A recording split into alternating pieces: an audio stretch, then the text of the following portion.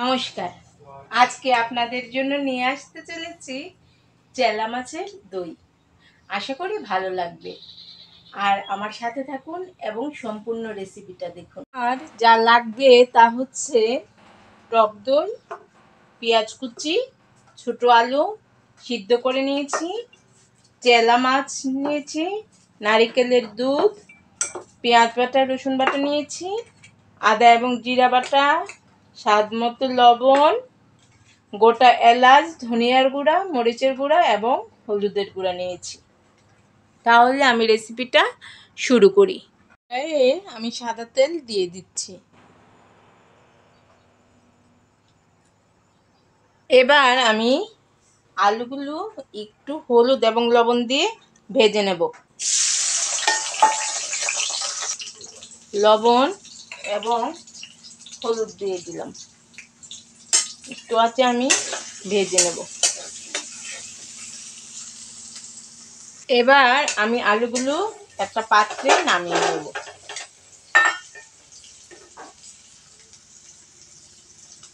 এবার আমি মাছগুলো একটু লবণ এবং হলুদ দিয়ে একটু ভেজে নেব।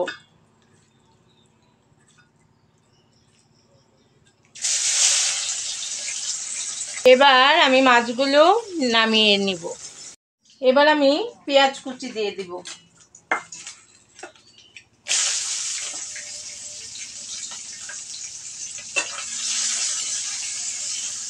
এবার আমি একে একে মশলাগুলো দিয়ে দিব। প্রথমে আমি আদা এবং জিরা বাটা দিয়ে দিচ্ছি।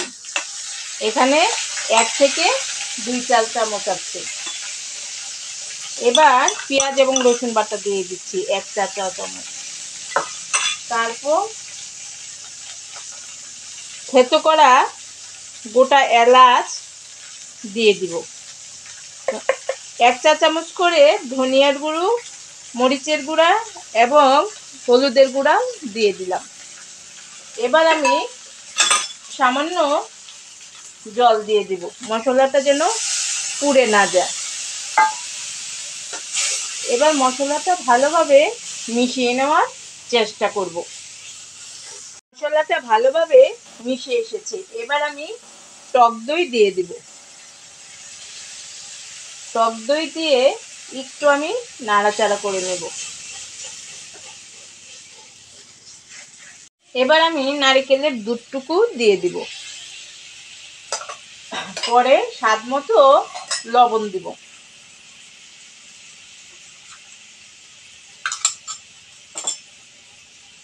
এবার ভালোভাবে মশলার সঙ্গে মিশানোর চেষ্টা করব। এবার আমি ভেজে রাখা আলু দিয়ে দিব, আর ভেজে রাখা মাছগুলো দিয়ে দিব। দিয়ে হালকাভাবে আমি একটু নাড়াচাড়া করে নেব।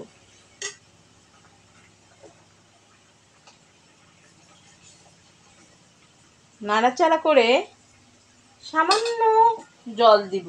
জল না দিলেও হয়, তারপরেও আমি সামান্য জল দিয়ে দিব। একবারে ঝোলটা একদম গায়ে মাখা হবে। প্রায় হয়ে এসেছে। আমি আরেকটু মাখো মাখো করবো, তো ঝোলটা গায়ে মাখা রাখবো, সেজন্য আরেকটু আঁচে রাখবো আর কিছুটা সময়। প্রায় হয়ে এসেছে। এবার আমি একটা পাত্রে নামিয়ে নেব।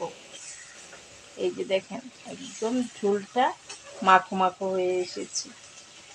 এবার আমি একটা পাত্রে নামিয়ে নেব।